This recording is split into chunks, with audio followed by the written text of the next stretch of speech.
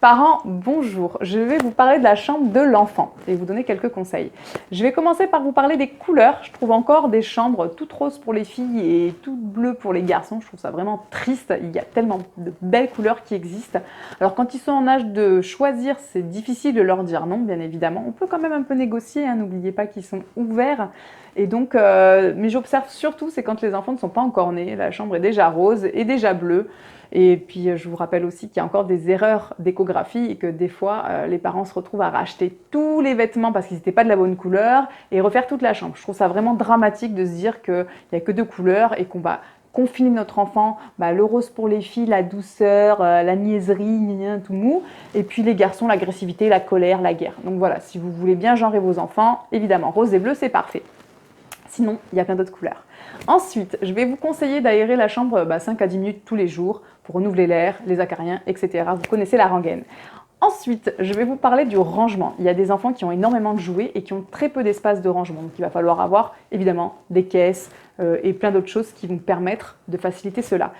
Je rappelle quand même qu'au-delà de 2 étapes de rangement, l'enfant se décourage et ne fait que très peu ce rangement. Donc si vous voulez aussi qu'il soit participatif et plein d'entrain, il va falloir avoir que 2 étapes, c'est-à-dire on peut prendre la caisse, la tirer et ranger. Si par contre il faut ouvrir le placard, tirer la caisse qui a un couvercle, ça y est, vous l'avez déjà perdu, c'est déjà trop contraignant. Déjà pour les adultes aussi, c'est pas agréable d'avoir trop d'étapes de rangement, mais alors pour les enfants, c'est mort.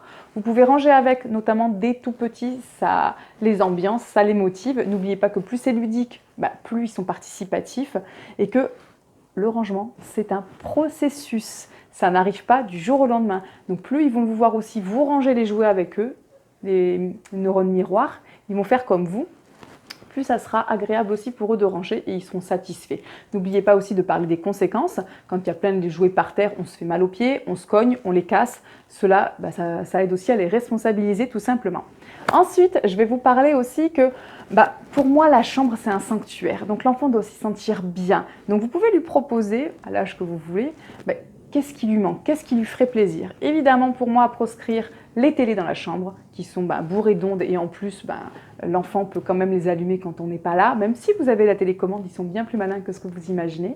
Et ensuite, pas de lit double. Pour moi, le lit double, c'est pour les adultes qui ont une sexualité. Et puis, vous allez vite être bloqué à l'adolescence parce que si vous avez un lit double et que vous ne voulez pas que votre enfant ait son chéri ou sa chérie avec des rapports sexuels sous votre toit, oui, mais il y a déjà un lit double. Donc, l'argument sera massif pour votre ado. Donc, faites attention à ça.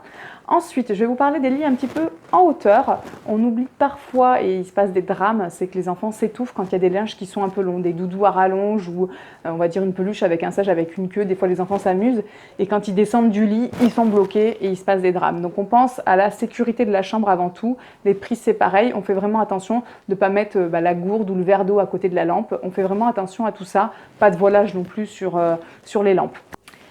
Et je vais vous parler d'un dernier point, c'est les affaires familiales. Pour moi, elles n'ont rien à faire dans la chambre des enfants. Je ne parle évidemment pas des familles qui ont des difficultés de logement, qui sont à 8 dans une chambre. Je ne parle pas de ces familles-là. Je parle évidemment de celles qui ont l'espace et l'enfant peut avoir sa chambre sans avoir ces affaires-là.